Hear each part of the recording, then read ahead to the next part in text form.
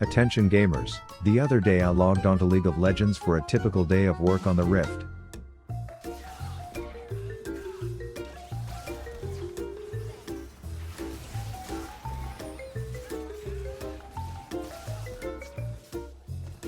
Defeat. But instead of following my usual pattern of asking for more pain, today was different. Why stay in this 15-year abusive relationship when there are other attractive candidates on the market? I needed a break and just had to decide on which game to play. A game that was made in 2008 before the era of ChatGPT tricking me into thinking I've been talking to real women was the game I needed, and just to double down on the amount of time I would be wasting by doing this, I would also be playing the hardcore version of the game. Which, outside of a word I type into many search bars, is also a mode of this MMO where if your character dies, you are done and all the time you've spent on it goes to shit. What could go wrong? I knew that a no-name who goes by Soda Papa or something would be creating a streamer guild with Mr. Kiff, which was clearly going well. He's not dead. He's not dead. I know. 3, does he understand? Does he f***ing understand? You're both at fault. You are both at fault. I do not give a f***. Why? He's a coward buff. Oh, God. Okay, I'm gonna go up. And I figured I'm a regular to the big stream world, so I'd shoot my shot. Who is this Rav guy? Is it the League Rav guy? I don't know who the fuck Rav. I told him I was kind of a big deal in the most toxic community online, to which he said, bad player at this. Alright, I've seen enough. This is good enough. Alright, Rav, you're in the guild. Welcome. So it was set. Don't worry, during the days I will still be clocking my hours making League of Legends videos. After all, I need that Raid Shadow Legends bag, but at night I will be going by a different identity. A dwarf hunter, aka the class most associated with people who have room temperature IQs, but they get to tame a pet, and according to data only 1% of them actually survive until max level, so there was only one thing left to do.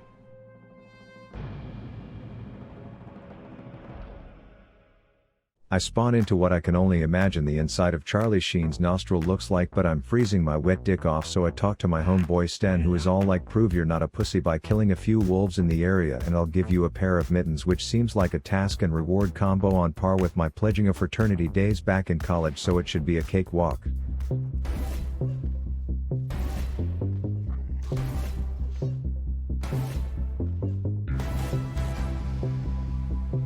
I popped my level up cherry in the process, to which it's customary to say ding in guild chat, and if you don't, you are doing it wrong. Everyone congratulates me, then homie Stan gives me my reward for euthanizing the ragged bitches. I picked up a cute dress in the process, so I was practically ready to start competing in women's sports.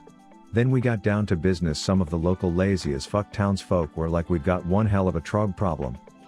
Rumor is Donna, one of the old dwarfs, had an ugly ass baby decades ago and they just left it out in the cold, but its ugly gene mutated, the thing replicated, and now there's these little short ape looking fuck faces that the dudes back at the village don't want anywhere near their wives, and it was now my problem to deal with these ugly assholes swinging femur bones at me.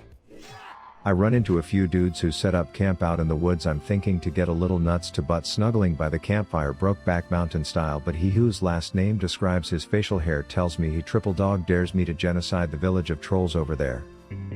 He says if I get close enough I will see that they are taller than us, fitter than us, and they sound Jamaican, so they are probably good in bed and he can't have them near his wife.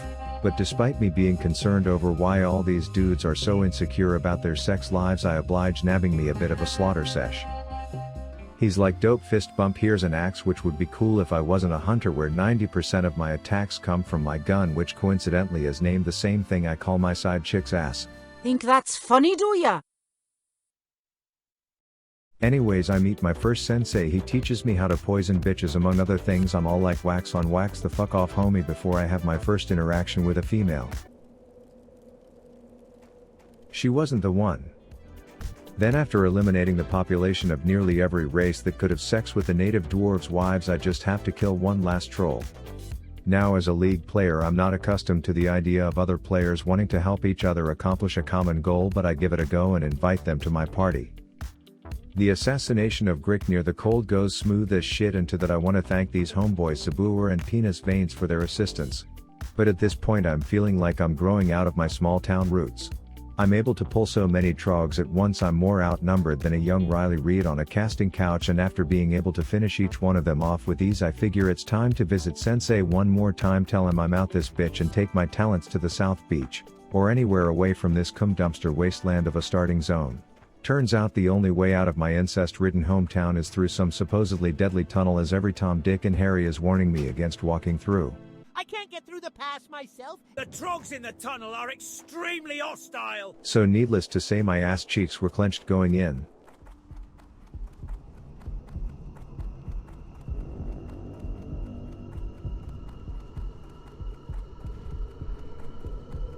Turns out some bald Chad paved the way, and outside of running away from one ugly wife fucker, I don't see why that midget was so scared.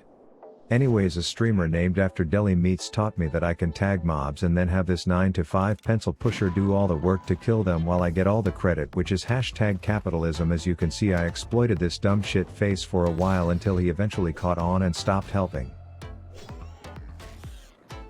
The gamer in me flamed the NPC, and then instant karma hit, as my first real fight on this side of the tunnel was looking like my last.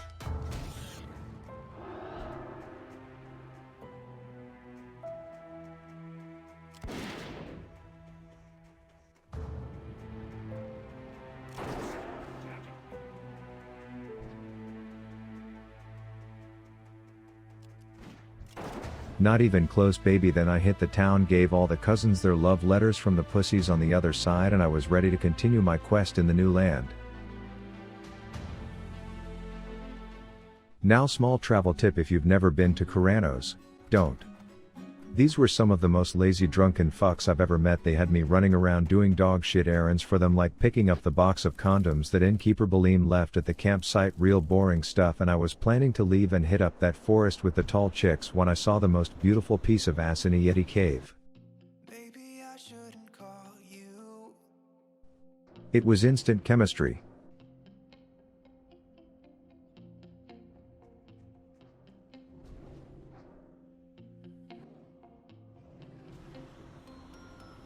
That is until she got some of daddy's bag, and then I was practically invisible to her, so I knew just the way to get her attention. Put myself in danger in a one-life version of the game, so she has to save me. It didn't work, and I've deemed tall Queen Sarah a gold-digging bitch because of it. Anyways, I met a dude named Tundra who had a tall ass. He left a box of nudes in a cave, and now some perverted elite Yeti was puppy guarding them. As a level 8, if something like this even touched me, I would be dazed, dead, and dicked over with a pissed off Papa Soda to report to, so I really only had one option. But I had a plan.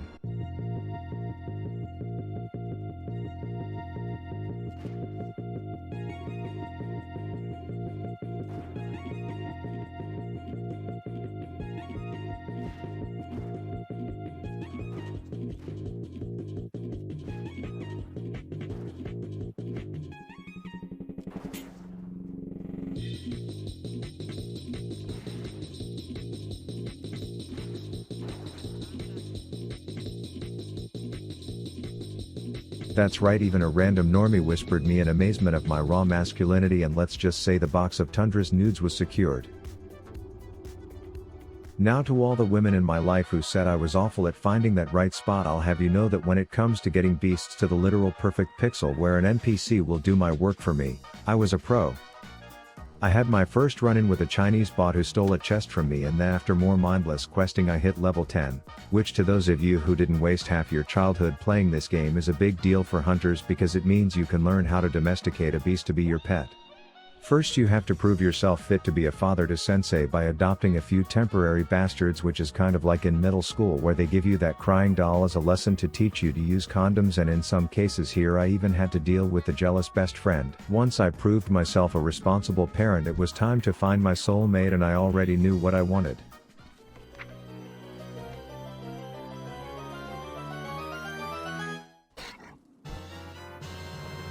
A fucking pig.